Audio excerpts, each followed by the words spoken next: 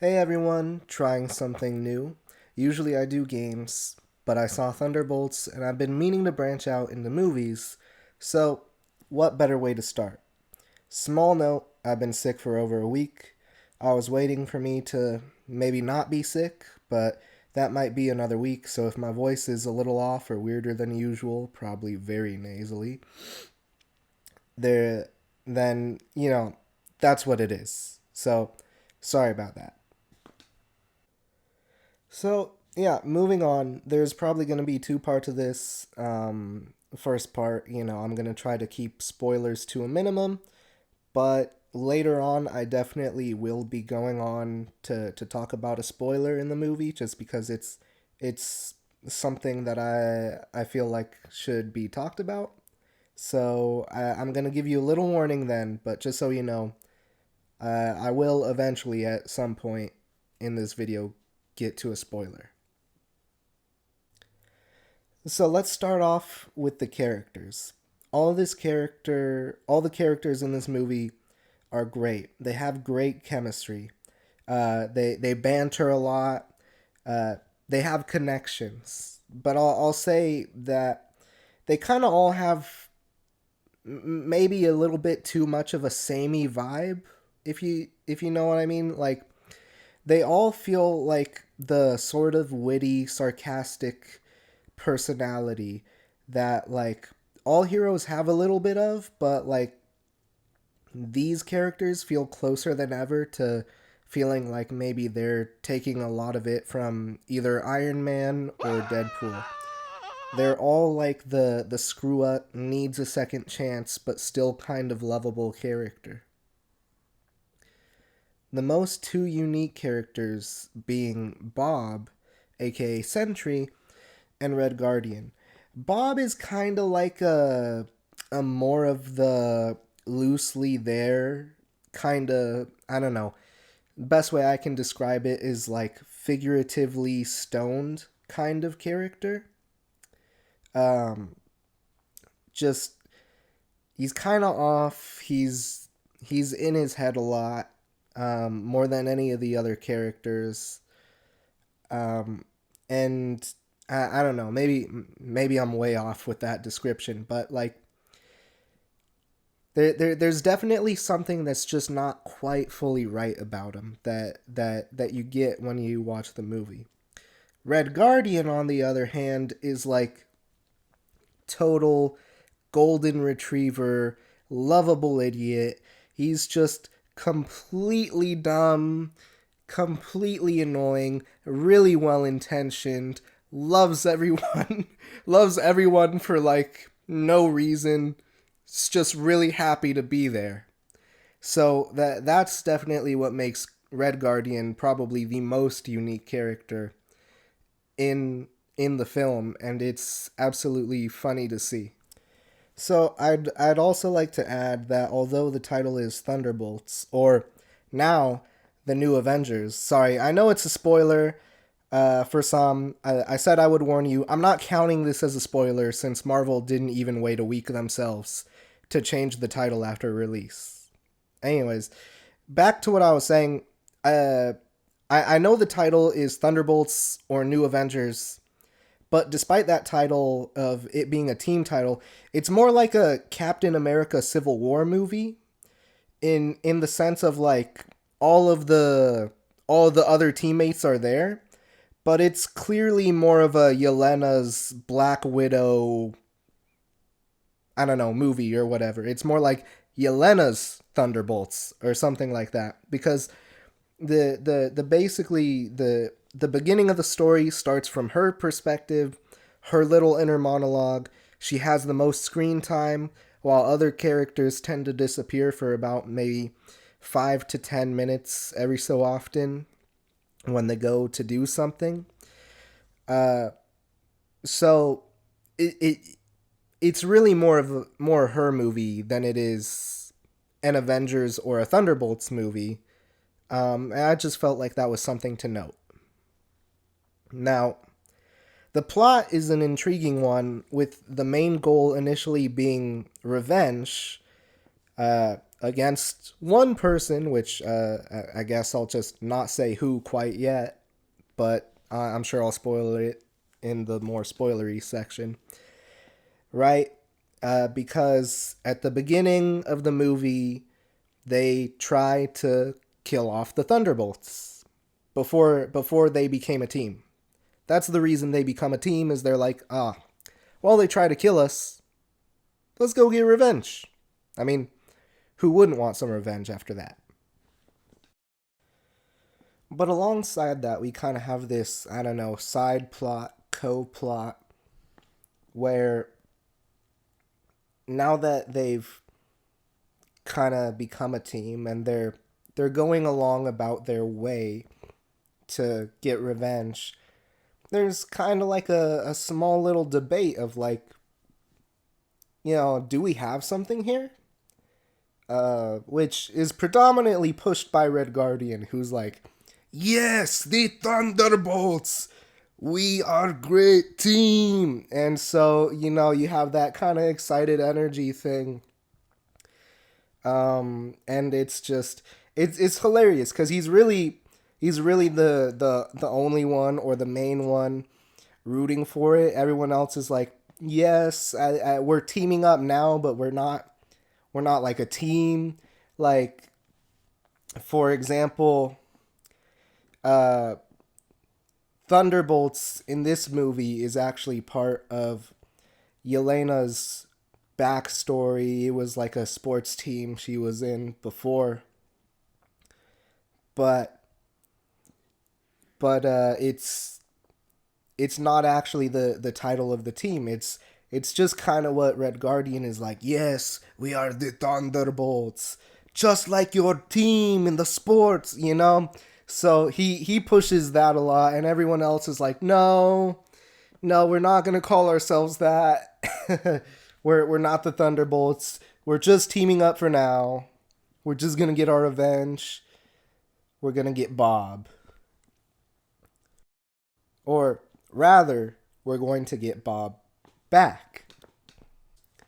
Okay, so we're kind of on to the spoilers part of the video. So if you don't want any spoilers, leave, right? Spoilers in 1, 2, 3. Okay. So when they go to sorry, still sick. When they go to meet Valentina to take her in, she's kind of like manipulated Bob into being kind of her attack dog, right? But that kind of doesn't really last long because he comes to the very logical conclusion of, wait, I'm basically a god? Why would I listen to anybody? Which, I mean, it's pretty fair. Like, if you had those powers, you wouldn't listen to anybody. And it's not even and I'm going to take over the world kind of thing, at least not yet. It's just, I don't want to listen to you. I don't want to listen to anybody. But, he did kind of start with that, like, you don't know what I can do. You think you can just control me. Maybe I should show you what I can do. But, we'll never really know if he was going to go full dictator or just really wanted to be independent. Because a kill switch is used on him, which doesn't kill him. And it instead does something else that's interesting, right? So at first, he drops down to the floor. I guess he passes out. Now, the thing that I'm not exactly clear on is the Void a completely separate personality in the cinematic universe in the way that it is in the comics, or is this just like a a negative, I don't know, alter ego that like it's still him, but it's just more focused on the negative aspects of his personality. So, let me rephrase. I think that, at the beginning of the story, you see Bob in all of his Bobness, and he's a very positive, kind of trying to be upbeat, kind of a little bit of a silly person, right? When he's Century, uh, later in the movie, he's he's kind of more in the middle, right? He he starts to try to take himself more seriously, uh, and very soon after that, he kind of, I don't know, gets like an ego boost of himself. So I would say at this part, he's kind of like a whole personality. He has the positives aspects of his personality, and some negatives as well.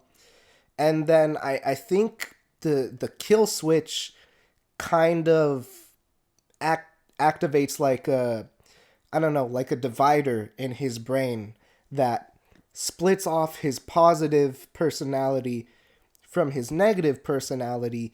And instead of him being like a whole complete personality with, I don't know, a spectrum from positive to negative, I would say that the kill switch kind of just divides those personalities, which is how we got the void.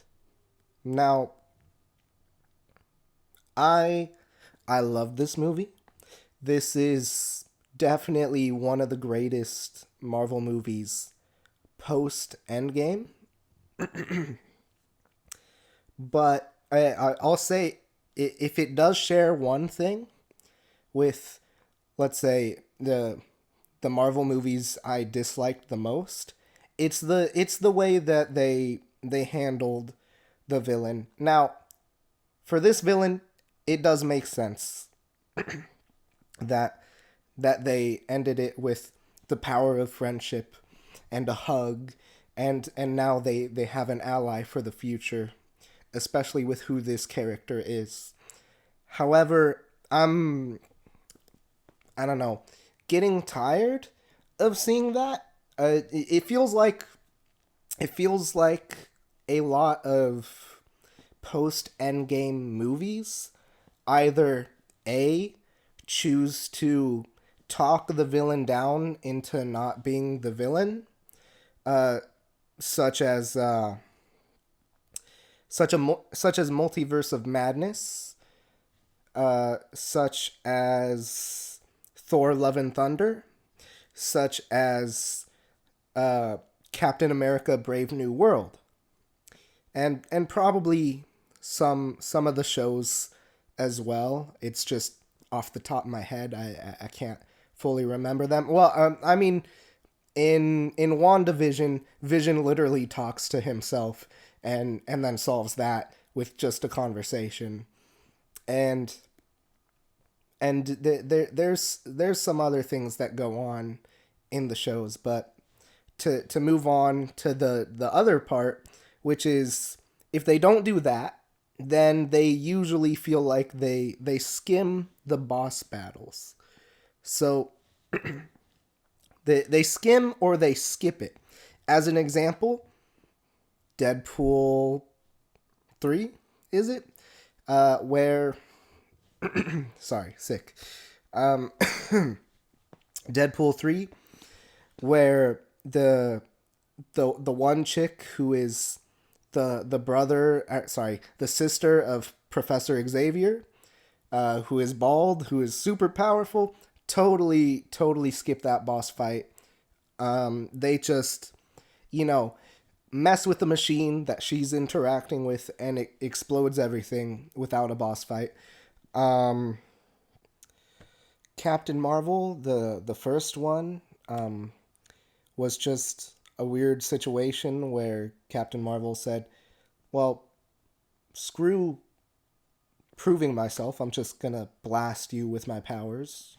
And poof, the villain of that one was done. Guardians of the Galaxy 3, really great movie. Didn't really have a boss fight though.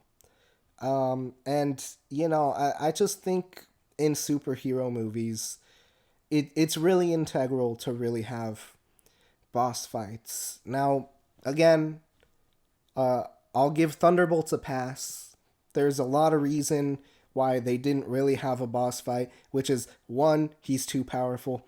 Two, he needs to be a hero character, right? But I would like them to, moving forward, stop with the power of friendship trope. Um, Stop with the talking the villain down from their villainous ways. It's just, I'm not saying that like you should never do it. It's just it feels like you're doing too much of it so that we don't get these awesome boss fights we used to get.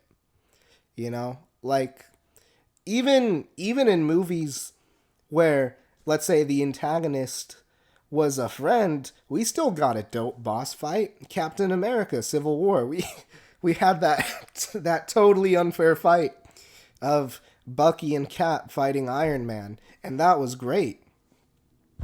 Uh, with in Captain America Winter Soldier, the main villain is his best friend. Sure, he's brainwashed, but we still get like an awesome boss fight out of that. We're just we're just missing a lot of boss fights in these sort of newer Marvel movies. And I again, I just gotta say, going forward, please, please, please, Marvel, please give us back our boss fights. We loved those. Those fights are like part of what made the movies so great. Is we got these amazing choreographed fight scenes, specifically ones that are emotional.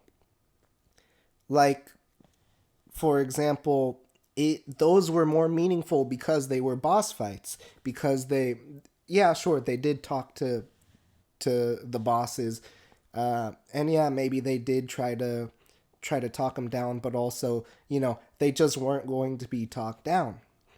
And the reason why we need boss fights specifically is because like yeah, sure, you can have an amazing choreographed fight like there was in Thunderbolts where like they're just coming out here and wrecking all these regular dudes, but like there's also little to no emotion in those fights because these are just randoms, you know? Now, I hope that towards the end of that bit, it didn't sound like I was complaining a lot. It was really just one peeve that what wasn't really meant to bring this movie down, but rather just a warning like, hey, Marvel, I see why you did it here. This movie had a great return to formula for the most part in every other aspect. Just please don't do it as much moving forward. But again, overall, I enjoyed the movie. It was a great return to formula. It reignited my enthusiasm for the mainline Marvel movies when, to be frank, I was questioning if I was even going to really want to watch Doomsday or any, especially any of the lower singular hero Marvel movies. But going forward after this movie, my enthusiasm has been reignited, and I am absolutely excited to watch Doomsday, to see what the future holds for Marvel, and I really hope they keep that momentum going forward. Again, I would recommend you watch it for yourself. I really hope I get to watch it again, and I hope you enjoy it as much as I did. Anyways, thank you for watching. Thank you for dealing with my terrible sick voice and my periodic coughs. I hope that didn't take away too much from your experience in my video, and I hope to see you in the future. Well, I hope you listen in the future to all my other random stuff I do. Thank you for watching. Like and subscribe, comment or dislike. Tell me if you agreed, tell me if you disagree, and I will see you hopefully next time. Who are you? I'm Bob. I told you. Yeah, Bob.